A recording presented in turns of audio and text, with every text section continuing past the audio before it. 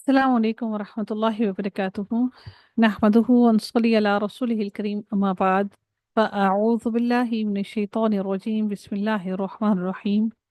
وربي اشرح لي صدري ويسر لي أمري واحلل عقدة من لساني يفقه قولي. ربنا زدنا علما اللهم فقهنا في الدين آمین یا رب العالمین۔ آغاز ہوتا ہے ہمارا رکوع نمبر 18 کا، اور آیت نمبر 9 ہے، اور سورۃ الاحزاب چل رہی ہے۔ اس کی تفسیر کو دیکھتے ہیں۔ اللہ تعالیٰ کیا ارشاد فرماتے ہیں: یا ایہا الذین آمنوا اذکروا نعمت اللہ علیکم اذ جاءتکم جنود فارسلنا علیہم ریحا وجنودا لم تروها۔ اللہ تعالیٰ ارشاد فرماتے ہیں کہ اے ایمان والوں کا ذکر کیا جا رہا ہے، اور اللہ تعالیٰ ایمان والوں سے مخاطب ہوتے ہوئے ارشاد فرماتے ہیں کہ اے ایمان والوں، اللہ تعالیٰ نے جو احسان تم پر کیا ہے اسے یاد کرو، جبکہ تمہارے مقابلے کو فوجیں آئیں، یعنی اذ جاءتکم جنود، کہ فوجوں پر فوجیں تمہارے مقابلے پر آئیں۔ پھر اللہ تعالیٰ فرماتے ہیں فَأَرْسَلْنَا عَلَيْهِمْ رِيحًا، پھر ہم نے ان پر تیز و تند آندھی، بہت تیز آندھی بھیجی، اور ایسے لشکر بھیجے، وجنودن، اور ایسے لشکر بھیجے، لم تروها، جنہیں تم نے دیکھا ہی نہیں تھا۔ یعنی اللہ تعالیٰ نے یہاں پر واضح فرمایا کہ ان آیات میں غزوہ احزاب کی تفصیل کچھ بیان کی گئی ہے، جو کہ 5 ہجری میں پیش آیا تھا۔ اس اسے احزاب اسی لیے کہا جاتا ہے کہ اس موقع پر تمام اسلام دشمن گروہ جمع ہو کر مسلمانوں کے مرکز مدینہ پر حملہ آور ہوئے تھے۔ احزاب در حقیقت حزب یعنی کہ گروہ کی جمع ہے۔ اسے جنگ خندق بھی کہا جاتا ہے، اور اس لیے کہ مسلمانوں نے اپنے بچاؤ کے لیے مدینے کے اطراف میں خندقیں کھود دی تھیں تاکہ دشمن مدینے کے اندر نہ آ سکیں۔ اس کی مختصر تفسیر اس طرح سے ہے کہ یہودیوں کے قبیلے بنو نذیر، جس کو رسول اللہ صلی اللہ علیہ وآلہ وسلم نے اس کی مسلسل بد عہدی کی وجہ سے مدینہ سے جلا وطن کر دیا تھا، یہ قبیلہ خیبر میں جا آباد ہوا۔ اس نے کفار مکہ کو مسلمانوں پر حملہ آور ہونے کے لیے تیار کیا۔ اسی طرح غطفان وغیرہ قبائل اور نجد کو بھی امداد کا یقین دلا کر آمادہ کیا، اور ان کے ساتھ قتال کرنے کے لیے ان کو آمادہ کیا۔ اور یوں یہ یہودی اسلام اور مسلمانوں کے تمام دشمنوں کو اکٹھا کر کے مدینے پر حملہ آور ہونے میں کامیاب ہو گئی۔ مشرکین مکہ کی قیادت ابو سفیان کے پاس تھی۔ انہوں نے احد کے آس پاس پڑاؤ ڈال کر تقریباً مدینے کا محاصرہ کر لیا، اور ان کی مجموعی تعداد اس وقت 10,000 تھی، جبکہ مسلمان صرف اور صرف 3,000 تھے۔ اس کے علاوہ جنوبی رخ پر یہودیوں کا تیسرا قبیلہ جو کہ بنو قریظہ تھا، وہ آباد تھا، جس سے ابھی تک مسلمانوں کا معاہدہ قائم تھا، اور وہ مسلمانوں کی مدد کرنے کے پابند بھی تھے، لیکن اسے بھی بنو نذیر کے یہودی سردار نے برگلا کر مسلمانوں پر کاری ضرب لگانے کے حوالے سے اپنے ساتھ ملا لیا۔ یوں مسلمان چاروں طرف سے دشمنوں کے نرغے میں گھر گئے، اور وہ چاروں طرف سے دشمنوں نے ان کو گھیر لیا۔ اس موقع پر حضرت سلمان فارسی نے مشورے سے خندقیں کھودی گئیں، جس کی وجہ سے دشمن کا لشکر مدینے کے اندر داخل نہ ہو سکا، اور مدینے کے باہر ہی انہوں نے قیام کیا۔ تو پھر مسلمان اس محاصرے میں دشمن کی متحدہ جو کہ ملک مشرکین مکہ بھی اور تمام یہودی بھی مل کر مسلمانوں کے اوپر یہ الغار ڈالنے کے لیے آئے، اور مسلمانوں سے لڑنے کے لیے آئے، جس سے مسلمان بہت زیادہ خوفزدہ تھے۔ کم و بیش تقریباً 1 مہینے تک یہ محاصرہ قائم رہا، اور مسلمان سخت خوف اور اضطراب کے عالم میں مبتلا رہے، اور بالآخر اللہ تعالیٰ نے پردہ غیب سے مسلمانوں کی مدد فرمائی، اور ان آیات میں انہی حالات کے بارے میں اور جو اللہ تعالیٰ نے غیبی طور پر مدد کی اس کا تذکرہ کیا ہے۔ پہلے جنود ان سے مراد کفار کی فوجیں ہیں جو جمع ہو کر آئی تھیں، اور تیز و تند ہوا سے مراد وہ ہوا ہے جو سخت طوفان اور آندھی کی شکل میں آئی، جس نے ان کے خیموں کو اکھاڑ پھینکا۔ جانور رسیاں توڑ کر ساری کی ساری رسیاں توڑوا کر بھاگ کھڑے ہوئے، اور ہانڈیاں الٹ گئیں، اور سب کے سب بھاگنے پر مجبور ہو گئے۔ یہ وہی ہوا تھی جس کے بارے میں حدیث میں آتا ہے کہ نبی کریم صلی اللہ علیہ وآلہ وسلم نے فرمایا کہ میری مدد سبا یعنی کہ مشرقی ہوا سے کی گئی، اور عاد دبور یعنی کہ ان دبور کی جو ہوا تھی پچھمی ہوا سے ہلاک کیے گئے، اور وجنودن وجنودا لم تروها سے مراد وہ فرشتے ہیں جو اللہ تعالیٰ نے ان کی مدد کے لیے بھیجے، جو مسلمانوں کی مدد کے لیے آئے۔ انہوں نے دشمن کے دلوں پر ایسا خوف اور ایسی دہشت طاری کر دی کہ انہوں نے وہاں سے جلد بھاگ جانے پہ ہی اپنی عافیت سمجھی اور اپنے آپ کو محفوظ سمجھا، اور یہ سمجھا کہ وہ یہاں سے بھاگیں گے تو تب ہی اللہ تعالیٰ ان کی جان کو بچائے گا۔ تو یہاں پر غزوہ احزاب کے بارے میں تذکرہ کیا جا رہا ہے۔ ہم دیکھتے ہیں، اب اس کو تھوڑا سا مزید دیکھتے ہیں کہ اللہ تعالیٰ اس خاص طور پر اس آیت کے اندر جو ارشاد فرماتے ہیں، یا ایہا الذین آمنوا اذکروا نعمت اللہ، اے ایمان والو اللہ تعالیٰ نے جو احسان تم پر کیا اسے یاد کرو۔ نعمت اللہ، یہ اللہ کا احسان تھا، نعمتوں کا، علیکم اذ جاءتکم، جب تمہارے پاس آ گیا، جنودن یعنی کہ فوجوں پر فوجیں آئیں، لشکروں کے لشکر آئے، فَأَرْسَلْنَا عَلَيْهِمْ، پھر ہم نے ان پر ریحن تیز و تند ہوا بھیجی اور آندھی بھیجی اور ایسے لشکر بھیجے، وَجُنُودًا لَّمْ تَرَوْهَا، ایسے لشکر بھیجے جن کو تم نہیں دیکھ سکتے تھے، یعنی جن کو تم نے دیکھا ہی نہ تھا۔ وہ لشکر کون سے تھے؟ وہ فرشتوں کے لشکر تھے۔ وَكَانَ اللَّهُ بِمَا تَعْمَلُونَ بَصِيرًا، اور جو کچھ تم کرتے ہو اللہ تعالیٰ سب کچھ دیکھتا ہے۔ میرے رب نے اگلی آیت میں ارشاد فرمایا، اذ جاءکم سوری اذ جاءوکم إذ جاءوكم من فوقكم ومن أسفل منكم وإذ زاغت الأبصار وبلغت القلوب الحناجر وتظنون بالله الظنونا۔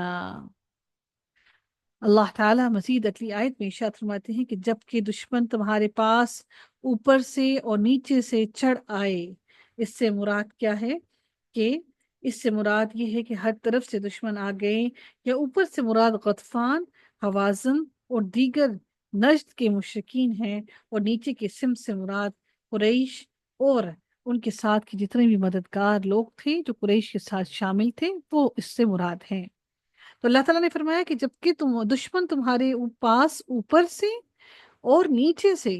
چڑھ آئے، فوقکم اوپر سے، ومن اسفل اور نیچے سے، منکم واذ زاغت الابصار اور جب کی آنکھیں پتھرا گئیں اور کلیجے منہ کو آ گئے ڈر اور خوف کی وجہ سے، وبلغت القلوب حناجر وتظنون باللہ الظنونا، پھر میرے رب نے فرمایا اور تم اللہ تعالیٰ کی نسبت طرح طرح کے گمان کرنے لگے کہ کیا تمہاری کوئی مدد کر سکے گا، کہیں تمہارے ایمان ڈگمگانے لگ گئے۔ تو اللہ تعالیٰ نے یہاں پر اس وقت مسلمانوں کے دلوں کی کیفیت کو بھی بیان کر دیا۔ ایسا نہ تھا کہ مسلمان بہت زیادہ طاقتور تھے، ایسا بھی نہ تھا کہ ان کے حوصلے بہت بلند تھے، یقیناً وہ انسان تھے، ان کے حوصلے بھی پست ہوئے۔ تو اللہ تعالیٰ نے یہ ساری کی ساری کیفیت مسلمانوں کی یہاں پر بیان کر دی۔ پھر رب نے پھر مزید ارشاد فرمایا، هنالك ابتلي المؤمنون وزلزلوا زلزالا شدیدا، میرے رب نے فرمایا یہی مومن آزمائے گئے اور پوری طرح وہ جھنجھوڑ دیے گئے۔ 1 ماہ تک ان کا محاصرہ جاری رہا، نہ وہ باہر سے کچھ چیز خرید لا سکتے تھے اور نہ ہی باہر کوئی چیز لے کر جا سکتے تھے۔ 1 ماہ تک وہ اسی محاصرے کی حالت میں رہے۔ تو میرے رب نے فرمایا کہ ہنالکا، اسی جگہ پر اللہ تعالیٰ نے مومنوں کو اتنا سخت آزمایا کہ اللہ نے فرمایا وَزُلْزِلُوا زِلْزَالًا شَدِيدًا، کہ ان کو جھنجھوڑ دیا گیا۔ اتنی سخت آزمائش اللہ تعالیٰ کی ہوئی، یعنی مسلمانوں کو خوف، قتال، بھوک اور محاصرے میں مبتلا کر کے ان کو جانچا پرکھا گیا تاکہ منافق ان سے الگ ہو جائیں۔ پھر میرے رب نے فرمایا وَإِذْ يَقُولُ الْمُنَافِقُونَ وَالَّذِينَ فِي قُلُوبِهِم مَّرَضٌ مَّا وَعَدَنَا اللَّهُ وَرَسُولُهُ إِلَّا غُرُورًا، میرے رب نے فرمایا اور اس وقت منافق اور وہ لوگ جن کے دلوں میں شک کا روگ تھا کہنے لگے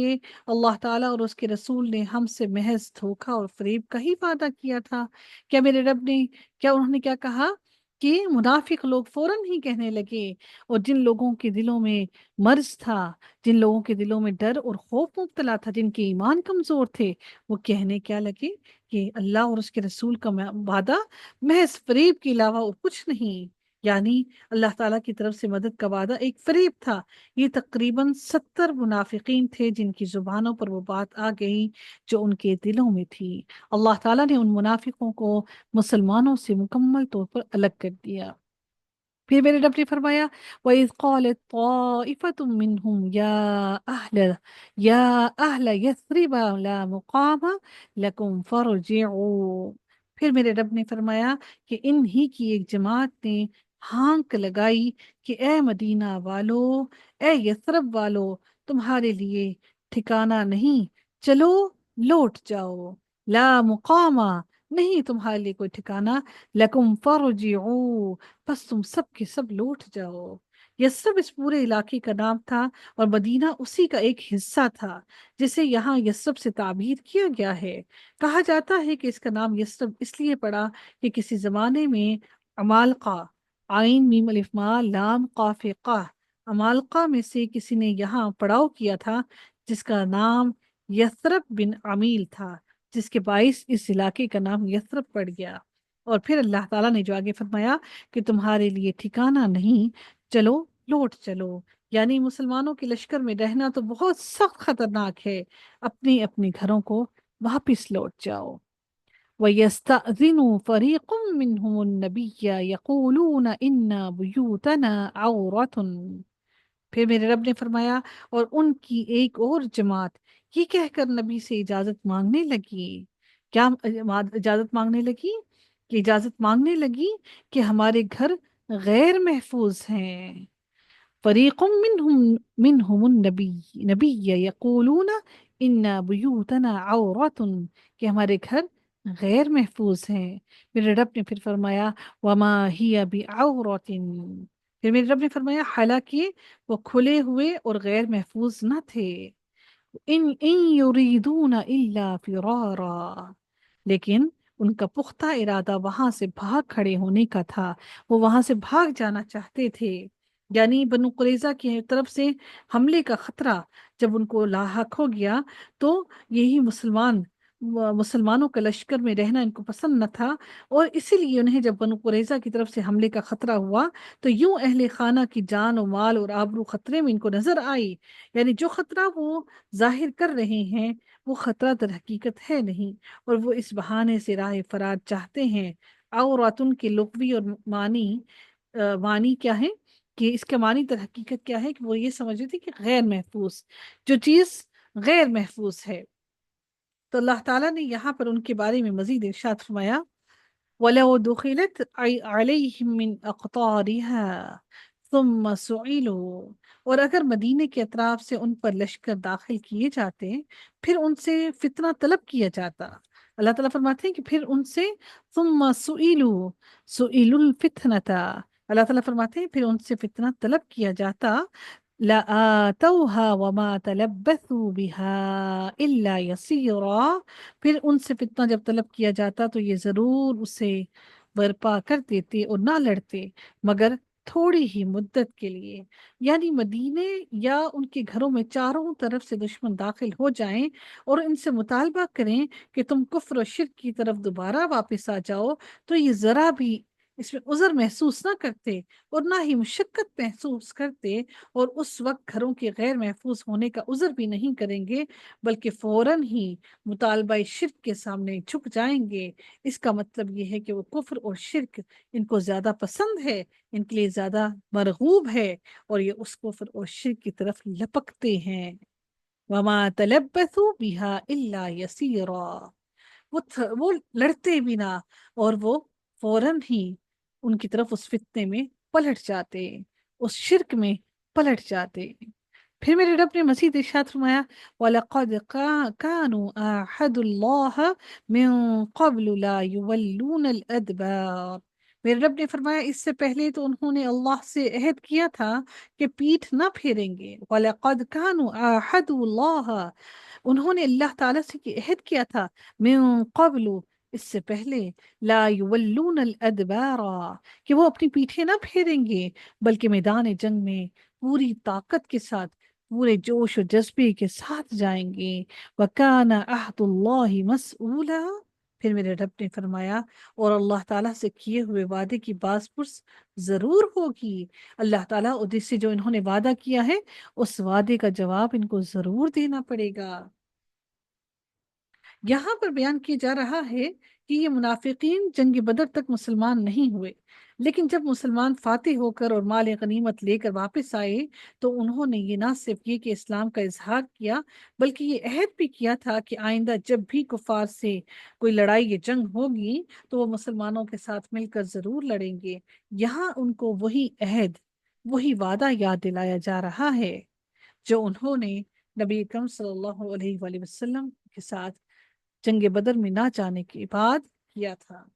پھر اللہ تعالیٰ نے اسی لیے یہاں پر آگے مزید ارشاد فرمایا کہ ان سے اس وعدے کے بارے میں جو انہوں نے وفا نہیں کیا اس کے بارے میں ضرور سوال کیا جائے گا۔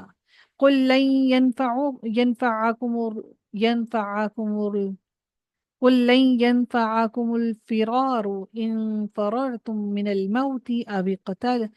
القتل وإذا لا تمتعون إلا قليلا۔ پھر میرے رب نے ارشاد فرمایا کہہ دیجئے کہ گو تم موت سے یا خوف قتل سے بھاگو تو یہ بھاگنا تمہیں کچھ بھی کام نہ آئے گا، اور اس وقت تم بہت ہی کم فائدہ اٹھاؤ گے۔ یعنی موت سے تو تمہیں کسی صورت بھی فرار حاصل نہیں ہو سکتی، اگر میدان جنگ سے بھاگ کر آ بھی جاؤ تو کیا فائدہ؟ کچھ وقت کے بعد موت کا پیالہ تمہیں خود اپنے منہ سے لگانا پڑے گا۔ تم تھوڑا ہی عرصہ، قلیل ہی وقت کے لیے دنیا کی زندگی میں فائدہ اٹھا کر زندہ رہو گے، اس کے بعد تو لوٹ کر تمہیں میری طرف ہی آنا ہے۔ قل من ذا الذي يعصمكم من الله إن أراد بكم سوءا أو أراد بكم رحمة۔ میرے رب نے پھر ارشاد فرمایا قل، اے نبی پوچھئے، تو کہ ان سے پوچھئے تو صحیح کہ اگر اللہ تعالیٰ تمہیں کوئی برائی پہنچانا چاہے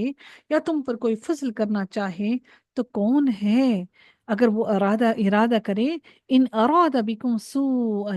کسی برائی کو پہنچانے کا، او اراد بکم رحمہ، یا کسی رحمت کو پہنچانے کا، ولا یجدون لهم من دون اللہ ولیا ولا نصیرا، تو پھر تم کوئی بھی نہ پاؤ گے اللہ کے سوا جو تمہارا ولی، تمہارا دوست یا تمہارا کوئی مددگار ہو۔ کوئی بھی تمہاری مدد کرنے کے لیے نہیں آ سکتا، اور نہ ہی تم کوئی حمایتی اور نہ ہی کوئی مددگار پاؤ گے۔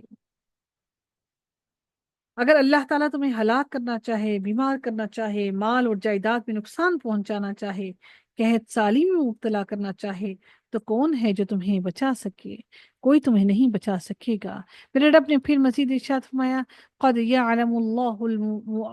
المعوقین منکم والقائلین لإخوانہم ہلم الینا ولا یأتون البأس الا قلیلا۔ پھر میرے رب نے ارشاد فرمایا اللہ تعالیٰ تم میں سے انہیں بخوبی جانتا ہے جو دوسروں کو روکتے ہیں۔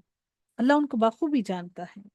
جو دوسروں کو روکتے ہیں اور اپنے بھائی بندوں سے کہتے ہیں کہ ہمارے پاس چلے آؤ، لِإِخْوَانِهِمْ ہلم الینا، کہ ہماری طرف چلے آؤ، اور کبھی کبھی ہی لڑائی میں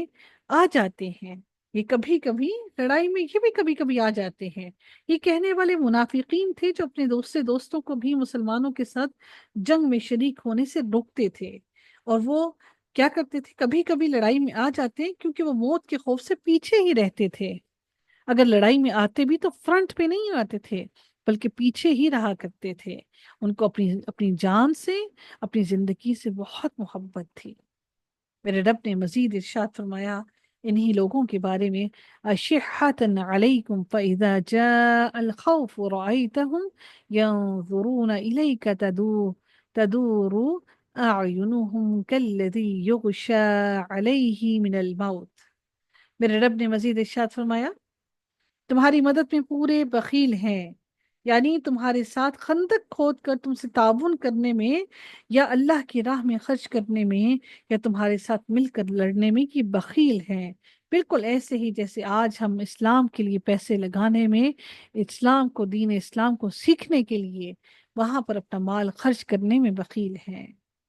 میرے رب نے فرمایا کہ تمہاری مدد کرنے میں یہ پورے بخیل ہیں، پھر جب خوف و دہشت کا موقع آ جائے تو آپ انہیں دیکھیں گے کہ آپ کی طرف نظریں جما دیتے ہیں اور ان کی آنکھیں اس طرح گھومتی ہیں جیسے اس شخص کی جس پر موت کی غشی طاری ہو۔ اگر آپ میں سے کسی نے کسی انسان پر موت طاری ہوتے ہوئے دیکھا ہو تو وہ دیکھا ہوگا یقیناً کہ موت کی غشی طاری ہوتے وقت انسان کی آنکھیں گھومتی ہیں اور انسان کی آنکھیں ایک جگہ پر ٹکتی نہیں ہیں، یکدم گھومتی ہیں کہ معلوم نہیں وہ کیا ڈھونڈ رہی ہیں، کیا تلاش کر رہی ہیں۔ ہر چیز ہی اپنے انسان کے قابو سے باہر ہو جاتی ہے۔ اللہ تعالیٰ فرماتے ہیں کہ اس وقت ان کی آنکھیں ایسے ہوں گی جیسے انسان کے اوپر غشی طاری ہوتے وقت اس کی آنکھیں گھومتی ہیں۔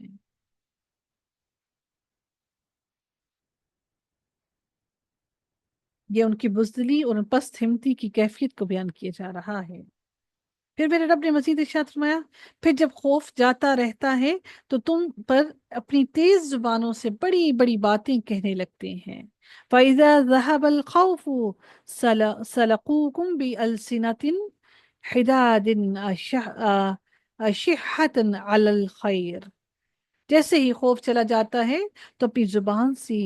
ایسی ایسی باتیں کہنے لگتے ہیں، بڑی بڑی باتیں کہنے لگ جاتے ہیں کہ ہم ہوتے تو یہ کر لیتے، ہم ہوتے تو وہ کر لیتے، یعنی اپنی شجاعت اور مردانگی کے بارے میں ڈینگے مارتے ہیں جو سراسر جھوٹ پر مبنی ہوتی ہیں، یا غنیمت کی تقسیم کے وقت اپنی زبان کی تیزی اور تراری کے سے لوگوں کو متاثر کر کے زیادہ سے زیادہ مال حاصل کرنے کی کوشش کرتے ہیں۔ حضرت قتادہ رضی اللہ تعالیٰ عنہ فرماتے ہیں، غنیمت کی تقسیم کے وقت یہ سب سے زیادہ بخیل اور انتہائی زبان دراز، اور لڑائی کے وقت سب سے زیادہ بزدل اور ساتھیوں کو بے یار و مددگار چھوڑ کر بھاگ جانے والے ہی وہ لوگ ہیں۔ آج بالکل ایسا ہی اہل فلسطین کا حال ہے کہ وہ بے یار و مددگار ہیں اور ہم سب ان کو چھوڑ کر بھاگے ہوئے ہیں۔ میرے رب نے مزید ارشاد فرمایا، اولئک لم یؤمنوا فاحبط اللہ اعمالہم۔ پھر میرے رب نے مزید فرمایا کہ مال کے بڑے ہی حریص ہیں، کہ یہ لوگ کیا کرتے ہیں، یہ مال کے بہت ہی حریص ہیں، مال سے بہت زیادہ محبت کرتے ہیں، یہ چاہتے ہیں کہ مال ان کو زیادہ سے زیادہ ملے۔ اور اس کا ایک دوسرا مفہوم اس کا یہ بھی ہے کہ خیر کا جذبہ بھی ان کے اندر نہیں ہے، بلکہ ان کے اندر خرابیاں اور کوتاہیاں اتنی زیادہ ہیں اور خیر اور بھلائی سے یہ بالکل محروم ہیں۔ پھر میرے رب نے ارشاد فرمایا کہ اولئک لم یؤمنوا فاحبط اللہ اعمالہم۔ اللہ نے کیا ارشاد فرمایا کہ یہ ایمان لائے ہی نہیں ہیں، یہ وہ لوگ ہیں جو ایمان لائے ہی نہیں ہیں، یہ ایمان ان کے دلوں میں ہے ہی نہیں۔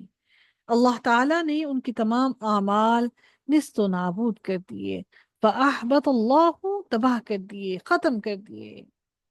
ان کے تمام اعمال ان سے ان کے لیے چھین لیے، لے لیے، ان کا کوئی عمل کام نہ آیا۔ اور اللہ تعالیٰ پر یہ بہت ہی آسان ہے، وَكَانَ ذَلِكَ عَلَى اللَّهِ يَسِيرًا، یعنی اللہ تعالیٰ پر یہ یقیناً بہت آسان ہے، اس لیے کہ وہ مشرک اور کافر ہی ہیں، اور کافر اور مشرک کی تمام اعمال باطل ہیں جن پر کوئی اجر و ثواب نہیں ہے۔ یہاں پر جو لفظ استعمال کیا گیا ہے احبط، اظہرا کے معنی میں ہے، یعنی ان کے عملوں کے بارے میں بتایا گیا کہ ان کے عملوں کو ظاہر کر دیا گیا ہے، ان کے اعمال کو ظاہر کر کے بتا دیا گیا ہے کہ ان کے تمام اعمال باطل ہیں اور ان کے اعمال کو برباد کر دیا گیا ہے، اور وہ نفاق پر مبنی ان کے اعمال ہیں۔ میرے رب نے فرمایا اگلی آیت کے اندر، يحسبون الأحزاب لم يذهبوا وإن يأتي الأحزاب يودوا لو أنهم بادون في الأعراب يسألون عن أنبائكم ولو كانوا فيكم ما قاتلوا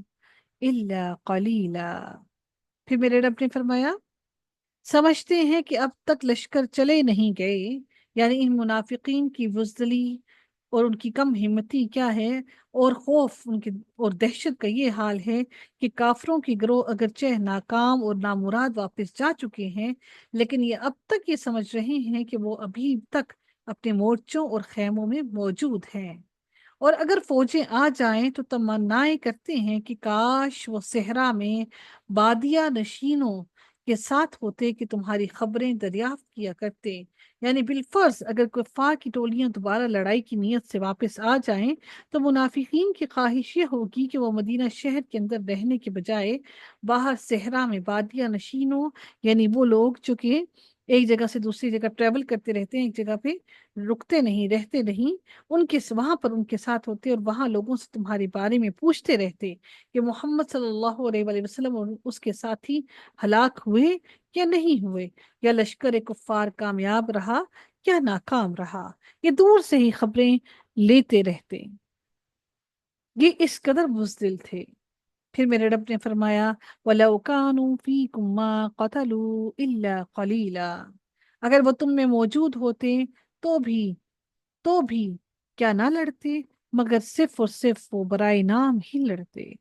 ما قاتلوا، وہ نہ لڑتے، الا قلیلا، مگر بہت ہی کم، صرف اور صرف برائے نام ہی لڑتے، صرف اور صرف ایسے لڑتے کہ تمہیں صرف محسوس ہوتا کہ وہ لڑ رہے ہیں، لیکن در حقیقت وہ تمہارے ساتھ نہ ہوتے، اور نہ ہی ان کا تمہارے ساتھ کوئی اچھا رویہ ہوتا، اور نہ ہی ان کے دلوں میں تمہارے لیے کوئی اچھے جذبات ہوتے۔